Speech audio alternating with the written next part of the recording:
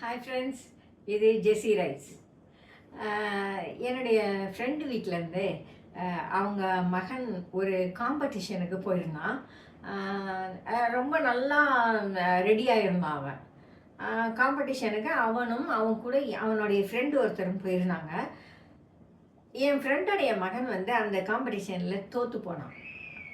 அப்போது திரும்ப 2 பேரும் ஒரே வண்டியில் இறங்குறாங்க. இறங்கிட்டு அவன் ரொம்ப சந்தோஷமாக அம்மா இவன் பிரபாகர் ஜெயிச்சிட்டான், அம்மா பிரபாகர் ஜெயிச்சிட்டான் அப்படின்னு சொல்லிட்டு ஓடி சொன்னான். உடனே அவங்க அம்மா கேட்டாங்க, ஏன்டா வெக்கமா இல்லை உனக்கு? நீ தோற்று போயிட்ட, அதை பற்றி கவலைப்படாமல் அவன் ஜெயிச்சிட்டான்னு சந்தோஷமாக சொல்கிறியே அப்படின்னு சொல்லி திட்டினாங்க. உடனே அவன் கேட்டான், நான் தோத்தா என்ன, எனக்கு தெரியல, நான் தோத்துட்டேன், அவனுக்கு தெரிஞ்சுது அவன் ஜெயிச்சிட்டான், அவன் என் ஃப்ரெண்டு தானே, அவன் ஜெயிச்சா சந்தோஷமான விஷயம் தானே அப்படின்னு அவன் சொன்னான். அது ஒரு ரேர் குவாலிட்டி. உண்மையிலே அந்த குவாலிட்டி நம்ம எல்லாருக்கிட்டேயுமே இருக்கணும். நம்ம சமூகமாக சேர்ந்து, குடும்பமாக சேர்ந்து அல்லது குழுவாக சேர்ந்து வெற்றிக்காக பாடுபடுகிறதுங்கிறது தான் சரியான தியரி.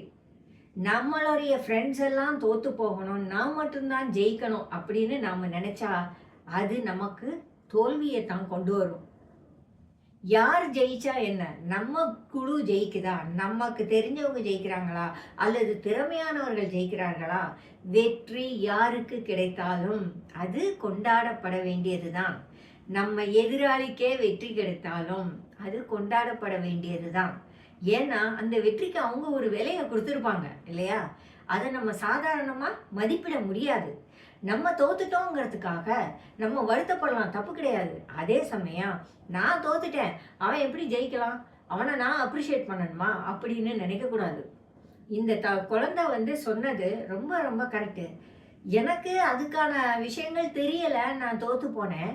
அவனுக்கு நிறைய தெரிஞ்சிருந்தது, அவன் ரொம்ப டேலண்டடாக இருந்தான், அதனால அவன் ஜெயிச்சான் அப்படின்னு அவன் சொன்னான். ஜெயிக்கிறவர்கள் எல்லாரையும், அது நம்முடைய எதிராளியாவே இருந்தாலும், சந்தோஷமா வாழ்த்துறதுக்கும் சந்தோஷமா பார்க்கறதுக்கும் நாம படிச்சுக்குவோம். ஏன்னா வெற்றிகள் அவ்வளவு ஈஸியா கிடைக்காது. நம்மளும் போராடி பார்த்துருப்போம். நாமளும் நிறைய இடத்துல வெற்றிகளை பெற்றிருப்போம், நிறைய இடத்துல தோல்விகளை பெற்றிருப்போம். நமக்கு தோல்வியோட வலியும் தெரியும், வெற்றியோட விலையும் தெரியும்.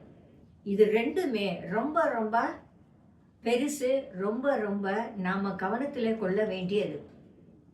ரொம்ப ட்ரை பண்ணிட்டு தோத்துட்டு வர்றவங்க அவ்வளவு தூரம் அப்செட்டாக இருப்பாங்க. ஏன்னா அவங்களுக்கு தெரியும் அவங்க அதுக்காக எவ்வளவு தூரம் முயற்சி பண்ணினாங்க அப்படின்னு சொல்லி. அவ்வளவு என்னுடைய முயற்சிகளும் வீணா போயிடுச்சே அப்படிங்கிற வருத்தம் அவங்கக்கிட்ட இருக்கும். அது தோல்வியோட வலி.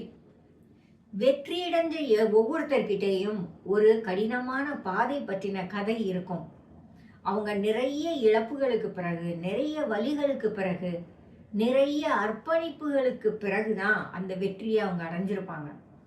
ஸோ வெற்றிக்கு அவங்க கொடுத்த விலை நமக்கு தெரியும். அப்படி இருக்கும்போது நாம் தோத்துட்டோம் அப்படின்னாலும் பரவாயில்லை, வெற்றி பெறுகிறவர்களை சந்தோஷமாக வாழ்த்தவும் சந்தோஷமாக பார்க்கவும் நாம் கண்டிப்பாக படிச்சுக்கணும். அது நம்மளை இன்னமும் பண்படுத்தும், நம்ம குணங்களை இன்னமும் பண்படுத்தும், நம்மளை இன்னும் கொஞ்சம் அன்புள்ளவர்களாக ஆக்கும்.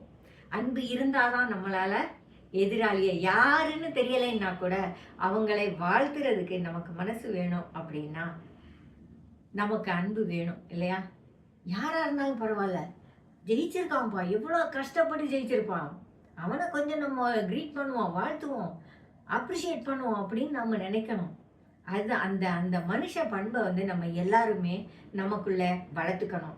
எல்லாரையும் சந்தோஷமா பாருங்க. வெற்றியும் தோல்வியும் சகஜம்தான். வெற்றிகளை வாழ்த்தும் போது தோல்விகள் நமக்கு பெரிய பாரமா தெரியாது.